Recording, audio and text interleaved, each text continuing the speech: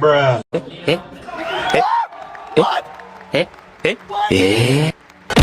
Bruh.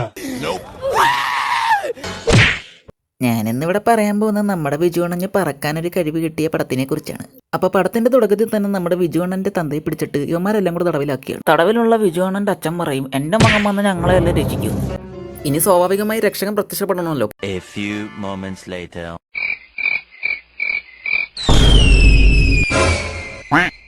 നമ്മുടെയൊക്കെ വീട്ടിൽ pipe പൊട്ടി എങ്ങനെ വെള്ളം വരുന്നത് അതുപോലെയാണ് പൊങ്ങി വരുന്നത്. இறங்கி வேலை செய்யணும், அதையும் விருப்பத்தோட செஞ்சோம்னு வை, ராக்கெட் விடுறது கூட ஈஸி தான். ഒരു എൻട്രിക്ക് പോലും സാമൂഹ്യ സേവനം. സാധാരണ നമ്മളൊക്കെ വെള്ളം കണ്ടാൽ മാറിപ്പോകും, പക്ഷെ അണ്ണൻ വെള്ളത്തിൽ നിന്ന് പൊങ്ങി വന്ന് വെള്ളം ശരിയാക്കും. അതാണ് നമ്മുടെ അണ്ണന്റെ യഥാർത്ഥ മാസ്. സ്വാമി പാദം എവിടെ വെച്ച് കണ്ട നല്ല പരിചയമുണ്ട്.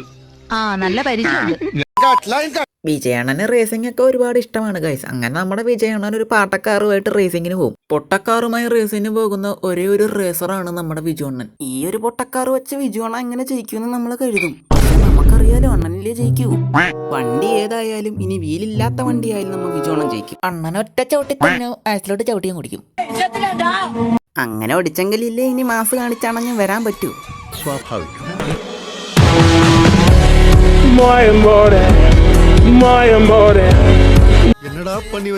പുതിയ മോഡൽ കാറായ ലംബോർഗിനി ഫെറാറിയൊക്കെയാണ് ഗൈസ് ഇതിൽ മത്സരിക്കുന്നത്. അപ്പോഴാണ് നമ്മുടെ വിരഞ്ഞി തുരുമ്പിച്ച വണ്ടിയുമായിട്ട് പറന്ന് പറന്ന് റേസ് ജയിക്കുന്നത്.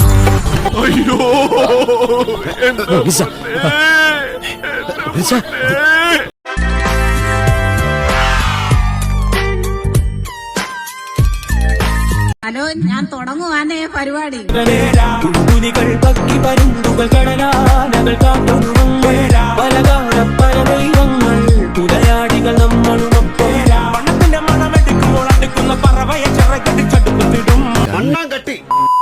ആട്ടവും പാട്ടവും കഴിഞ്ഞാണ് തിരിച്ചു വരുന്നതാണ് എൻ്റെ വീട്ടിലേക്കാണ്. അപ്പോഴുണ്ടല്ലോ അവിടെ ജെത്തി കിടക്കുന്നത്. ഒരു ക്രിക്കറ്റ് ടീം ഉണ്ടാക്കാനുള്ള അംഗമാണ് എൻ്റെ കുടുംബത്തിൽ. അപ്പോൾ വിജുമോനെ അറിയാം ഗൈസ്, ഞങ്ങളുടെ അച്ഛന് കടം കൊടുത്ത പൈസ ഒരുപാട് പേര് കൊടുക്കാനുണ്ടെന്ന്. 50 லட்சம் ரூபாய் பணத்துக்கு எங்கடா போறது?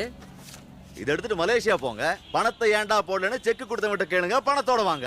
எனக்கு தேவை வீடு இல்ல, பணம் தான்யா.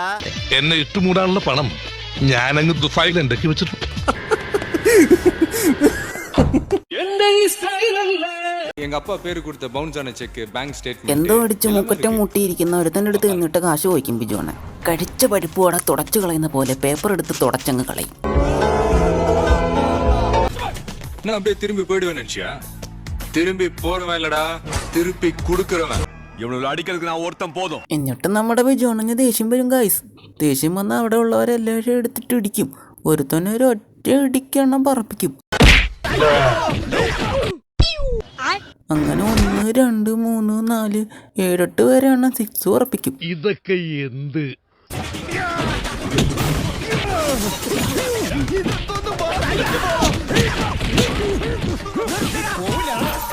ഒരു ഗുണ്ടെ തല്ലുന്നതിനൊക്കെ ഒരു അതിലുണ്ട്.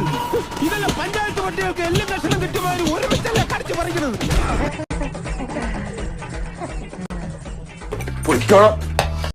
അങ്ങനെ എല്ലാ പടത്തിലും പോലെ എല്ലാം കഴിഞ്ഞ് വരുന്ന മെയിൻ വില്ലൻ വരുമ്പോഴേക്കും നമ്മ വിജു എല്ലാത്തിനും അടിച്ച് തൂക്കിയിട്ട് അവിടെ നിന്ന് രക്ഷപ്പെടും.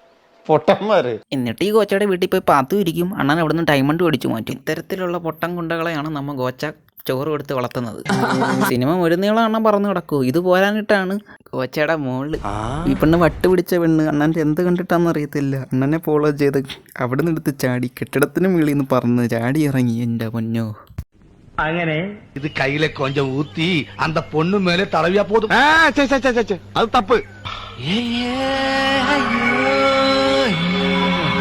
ഇഷ്ടത്തിലാണ്, വർഷങ്ങളോളായിട്ട് ഇഷ്ടത്തിലാണ്. പെണ്ണും വജ്രം തൂക്കി നമ്മ വിജു അണ്ണൻ എവിടുന്ന് വലിയും. അങ്ങനെ അണ്ണൻ ചെന്നൈ വരുമ്പോൾ ചെന്നൈ വന്ന് ഡാൻസ് കളിക്കും.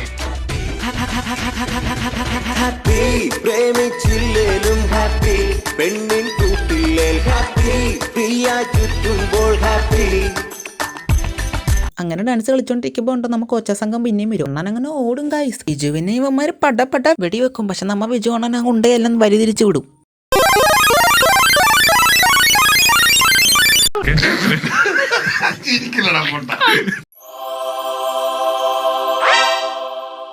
എന്താണ് പ്രശ്നം? അയ്യോ തമാശ ചേട്ടന്മാരെ ഭയങ്കര തമാശ. Bruh. ഇതെണ്ടാ എന്തോ നമ്മുടെ അണ്ണൻ ഉണ്ടയ്ക്ക് വരെ കൈവശം കൊടുത്ത് വെച്ചേക്കാണെന്ന് തോന്നുന്നു. കാലൻ എന്ന് പറയുന്ന സാധനം എൻ്റെ അരികത്തോട് വന്നിട്ടില്ല. എന്താ മച്ചമ്പി ഇത്? വല്ല ലോങ് ജമ്പിലും പോയി മത്സരിച്ചായിരുന്നു നമ്മുടെ വിജു ഇപ്പൊ സ്വർണ്ണമെഡൽ തൂക്കിയടിച്ച് വീട്ടിൽ വന്നേനെ. വില്ലന്മാർക്ക് ടാറ്റയും കൊടുത്ത് നമ്മുടെ വിജുവാണ് നൈസായിട്ട് ട്രെയിനിൽ കയറി മുങ്ങോ അവിടുന്ന്. ഗുണ്ടകൾക്ക് ടാറ്റയും കൊടുത്താണ് നേരെ വീട്ടിൽ വരും. വീട്ടിൽ വരുമ്പോൾ ഉണ്ടല്ലോ ഗുണ്ടകളല്ലേ ഇവിടെ വന്ന് ചായ കുടിക്കുന്നത്. അപ്പം നമ്മുടെ വിജുവണ്ണനെ ഒരു ലിഫ്റ്റിനകത്ത് പിടിച്ചിട്ട് അടയ്ക്കും ഗൈസ്. എന്നിട്ട് അതിനകത്ത് അടച്ചിട്ട് അണ്ണഞ്ഞ് ലിഫ്റ്റ് പൊട്ടിച്ച് തറയിട്ട് കൊല്ലാൻ നോക്കും. എന്നാലും നമ്മുടെ അണ്ണൻ ചാവത്തില്ല, അവിടുന്ന് പൊങ്ങി വരും.